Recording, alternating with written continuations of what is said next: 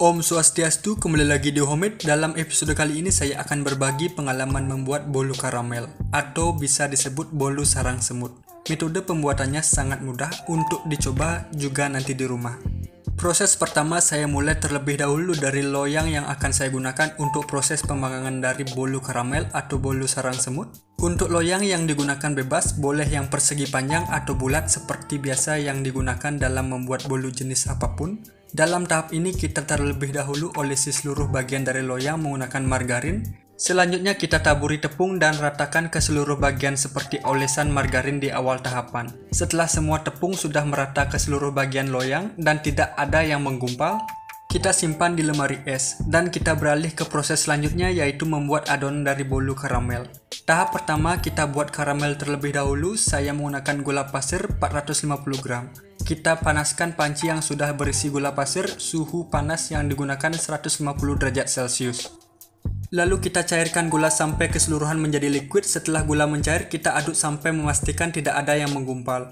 Lalu dalam tahap berikutnya kita tuang air panas. Saya menggunakan 400 ml air panas. Untuk metode ini tidak disarankan langsung menuangkan air panas secara menyeluruh, karena panas gula yang sudah dicairkan akan menimbulkan bubble yang ketika dituangkan benda cair dengan cara menyeluruh, air gula akan naik ke permukaan. Sebab yang saya sarankan lebih baik kita tuang secara perlahan dan bertahap ke dalam gula yang sudah dicairkan. Lalu kita aduk kembali agar menjadi tahap karamel yang bagus. Setelah itu kita sisihkan sebentar karamel yang sudah selesai dibuat. Dalam keseluruhan proses ini saya tidak masukkan mentega yang sudah saya cairkan untuk nanti saya gunakan di tahap akhir sebelum proses di oven. Dan kita lanjut ke tahap berikutnya. Saya gunakan 120 gram tepung sagu, 120 gram tepung terigu, setengah sendok teh pengembang bubuk, setengah sendok teh soda kue bubuk, setengah sendok teh garam.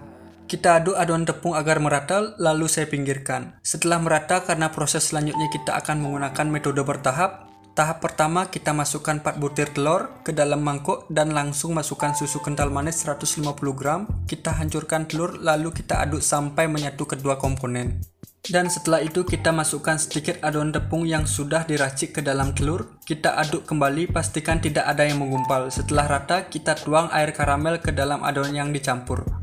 Kita aduk kembali, lakukan proses ini secara bertahap sampai tepung dan air karamel habis. Pastikan kembali tidak ada yang menggumpal. Menginformasikan juga ketika di pertengahan dalam proses mengaduk adonan kita sudah panaskan oven. Mengapa demikian? Karena selain kita bisa langsung masukkan adonan yang sudah jadi ke dalam oven, kita juga bisa memaksimalkan proses atau hasil akhir dari bolu karamel atau bolu sarang semut yang kita buat. Tentunya agar tidak terlalu melempem.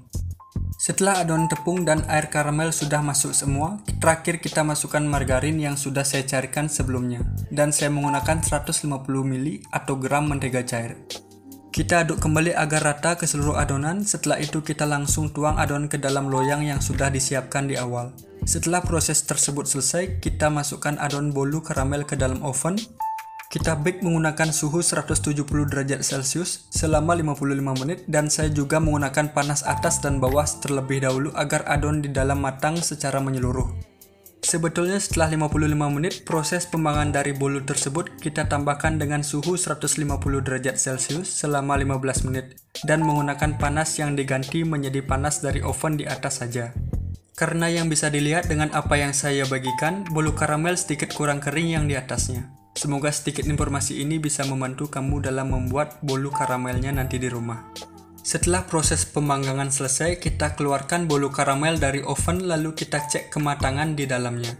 Ketika bagian dalam bolu tidak ada yang menempel di alat penusuknya, itu menandai bolu karamel sudah matang.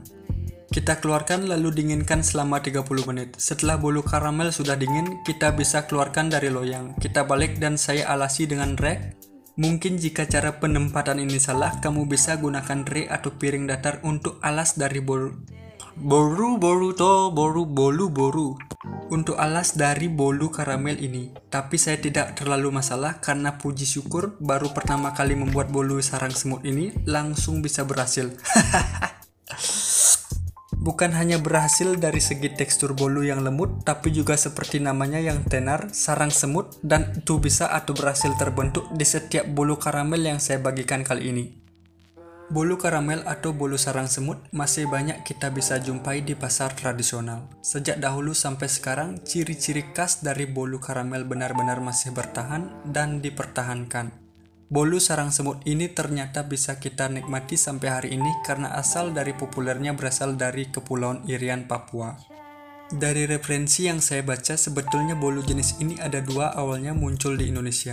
Yang pertama dari Papua dan yang kedua dari kota Medan. Namun nama dan warna sedikit berbeda dari kedua bolu tersebut. Tapi memiliki lubang sarang semut yang sama. Dan yang membedakannya dari nama di kota Medan, bolu ini disebut Bika Ambon.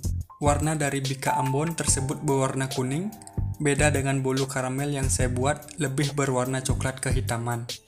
Sebelum saya tutup, saya mau mengucapkan terima kasih banyak untuk Kalista Kitchen yang sudah berbagi resep sekali buat langsung jadi atau berhasil.